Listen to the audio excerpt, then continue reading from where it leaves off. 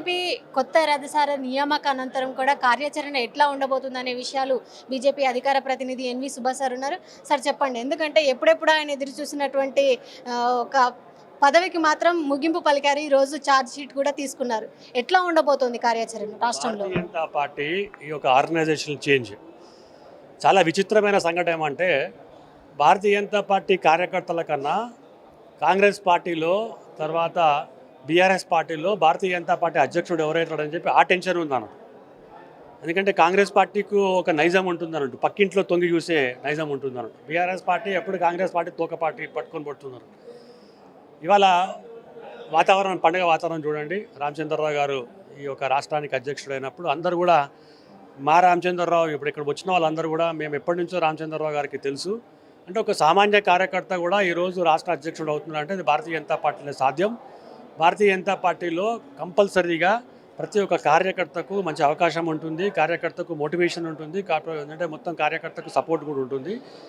వచ్చే ఏంటంటే మూడు సంవత్సరాల్లో ఏదైతే ఆర్గనైజేషన్ లెవెల్లో మేమైతే కంప్లీట్గా అన్ని గ్రామాల్లో శాఖలు, తర్వాత పోలింగ్ బూత్ అధ్యక్షులు, తర్వాత మండల అధ్యక్షులు, తర్వాత జిల్లా అధ్యక్షుడు, ఈరోజు రాష్ట్ర అధ్యక్షుడు ఇంకా అయిపోయిన తర్వాత రేపటి నుంచి కాంగ్రెస్ పార్టీ ఇచ్చిన 6 గ్యారెంటీలు, 420 హామీలు ఏవైతే ఉన్నాయో అవి గ్రామాన వెళ్ళి కాంగ్రెస్ పార్టీ ఏ విధంగా మోసం చేసింది, భారతీయ జనతా పార్టీ నరేంద్ర మోదీ గారి ప్రభుత్వం ఏ విధంగా తెలంగాణ రాష్ట్రానికి అనేకమైన అభివృద్ధి కార్యక్రమాలు తీసుకొచ్చిన దాని మీద ఖచ్చితంగా ప్రతి ఒక్కరికి చెప్పి వారిని ఎక్స్పోజ్ చేసే కార్యక్రమం పెట్టుకుంటున్నాం. కానీ రామచంద్రరావు సార్ 40 సంవత్సరాలుగా పార్టీ కార్యక్రమాల కోసం నిరంతరం కృషి చేసిన వ్యక్తి అని చెప్పేసి చాలా మంది వరకు తెలుసు. కానీ రాష్ట్ర ప్రజలకు మాత్రం ఈయన కొత్త అతను, ఈయన మనకేం చేశారు అనే సందేహాలు చాలా మందిలో ఉన్నాయి. వాళ్ళకి ఏం చెప్పదలుచుకున్నారు? ఇప్పుడు ఒకటి చెప్తారు అండి, బండి సంజయ్ గారు అధ్యక్షుడు అయినప్పుడు కూడా ఒక కార్పొరేటర్ కదా ఏదో కరీంనగర్కి వెళ్ళి తీసుకొచ్చినారు. వీరిని ఎందుకు అధ్యక్షుడు చేసినారంటే బండి సంజయ్ గారు సత్తా చూసి పెట్టినారు. అలాగే కిషన్ రెడ్డి గారు సౌమ్యుడు అంటే మళ్ళీ మొన్న 8 పార్లమెంట్ స్థానాలు, 8 అసెంబ్లీ స్థానాలు, అవి కాక 2 ఎమ్మెల్సీ స్థానాలు కూడా గెలుచుకున్నాం, 3 ఎమ్మెల్సీ స్థానాలు గెలుచుకున్నాం. సో సత్తా అనేది ఎప్పుడు గెలుస్తుంటుందంటే సీట్ మీద కూర్చున్న తర్వాత అప్పుడు తెలుస్తుంది. సో చాలామందికి రామచంద్రరావు గారి గురించి ఏంటంటే తెలియకపోవచ్చు, కానీ ఆయన ఒక క్రిమినల్ లాయరు, ఒక మంచి మేధావి.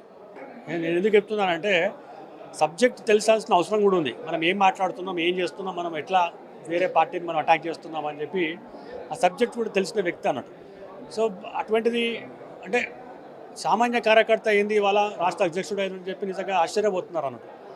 అదే కాంగ్రెస్ పార్టీలో కానీ లేకుంటే బీఆర్ఎస్ పార్టీలో కానీ ఒకటి బాగా డబ్బులున్నోళ్ళు, బాగా పెద్ద ఫ్యామిలీ నుంచి వచ్చిన వాళ్ళు, రాజకీయ చరిత్ర ఉన్నోళ్ళు, బిజినెస్ పీపుల్ ఉంటేనే తెలుస్తుంది అన్నట్టు. అటువంటి సిచ్యువేషన్ కానీ వాళ్ళ ఎన్నికల సమయానికి అంటే అసెంబ్లీ ఎన్నికల సమయానికి ఈయన టర్మ్ అయిపోతుంది కాబట్టి ఇప్పుడు డమ్మీ అని చెప్పేసి కూడా ప్రతిపక్షాలు అనడం జరిగింది. నీ డమ్మీ కాదు, వాళ్ళకి డాడీని అవుతా అని కూడా కౌంటర్ ఇవ్వడం జరిగింది. మొత్తంగా చూస్తే మాత్రం ఈయన శాయశక్తులు అంటే పార్టీలో ఉన్నటువంటి వారికి మాత్రమే తెలుసా, ప్రతిపక్షాల వీళ్ళకి సత్తా ఏంటో తెలియదా? పక్షాలు కూడా తెలుసు కదా. పోయినసారి 2015లో కూడా ఎన్నికల్లో పోటీ చేసినప్పుడు గెలిచినారు, మంచి మెజారిటీ వచ్చింది. మెంబర్షిప్ డ్రైవ్లో కూడా 40 లక్షల పైచులకు ఇవాళ రాష్ట్రంలో మెంబర్షిప్ డ్రైవ్ కూడా తీసుకొచ్చినారు. మన ఎమ్మెల్సీ ఎలక్షన్స్లో కూడా ఆయనే ఇన్ఛార్జ్ ఉన్నారు. తర్వాత సంస్థాగత నిర్ణయాల్లో కూడా ఆయన ఉన్నాడు. సో ఇటువంటిది అంటే ఒక మనిషి వాల్యూ కానీ ఒక సత్తా కానీ ఎప్పుడు తెలుస్తుందంటే అవకాశం వచ్చినప్పుడు. ఇప్పుడు అవకాశం వచ్చింది కాబట్టి తప్పకుండా ప్రతిపక్షాలను ఎండగట్టడం. ఇవాళ మీరు ప్రెస్ మీట్ చూస్తున్నారు, ఎంత ఏంటంటే అగ్రెసివ్గా ఉన్నారు, ఎంత క్లియర్గా మాట్లాడినారో. దీన్ని బట్టి చూస్తుంటే ఏంటంటే భారతీయ జనతా పార్టీ ప్రతి ఒక్క కార్యకర్త ఇవాళ ఒక జిద్దు మీద ఉన్నాడు. భారతీయ జనతా పార్టీకు తెలంగాణ రాష్ట్రంలో అధికారం తీసుకురావాలని చెప్పి ఒక జిద్దు మీద ఉన్నాడు.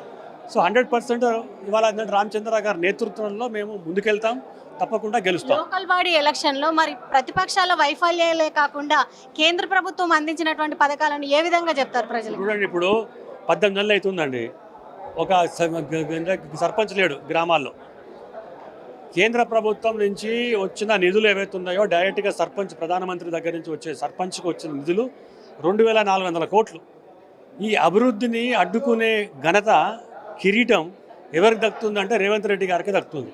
ఎందుకు దక్కుతుందంటే ఒకవేళ కనుక స్థానిక సంస్థల ఎన్నికలు కనుక పెడితే మరి సరి అయిన ఫలితాలు కనుక రాకుంటే నా కుర్చీకి ఎక్కడ ఎసరు పెడతారో ఖమ్మం బ్యాచ్ ఒక దిక్కు, నల్గొండ బ్యాచ్. ఆ కుర్చీకి ఎక్కడ ఇసరి పెడతారో, నేను ముఖ్యమంత్రి పదవిని చ్యుత్యం చేస్తారో అని చెప్పి ఒక క్లియర్ టెన్షన్ వల్ల ఏదేమైనా కూడా నేను కుర్చీ కాపాడుకోవాలి, బట్ అభివృద్ధికి అడ్డుపడాలని చెప్పి ఈరోజు పెడుతున్న దాన్ని మేము ఎక్స్పోజ్ చేస్తాం చాలా.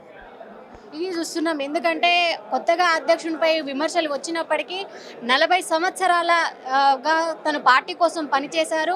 తనకున్నటువంటి సాయశక్తులను కూడా ఇప్పుడు వచ్చేటువంటి లోకల్ బాడీ ఎలక్షన్లో కూడా పూర్తి కార్యాచరణ రూపొందాల్స్తుంది. కేంద్ర ప్రభుత్వం నుంచి వచ్చేటువంటి నిధులను కూడా ఇప్పుడు ఉన్నటువంటి రాష్ట్ర ప్రభుత్వం అడ్డుకుంటుందంటున్నారు బీజేపీ అధికార ప్రతినిధి ఎన్వి సుభాష్. వీడియో జర్నలిస్ట్ రంజిత్తో రాణి, బీజేపీ రాష్ట్ర కార్యాలయం.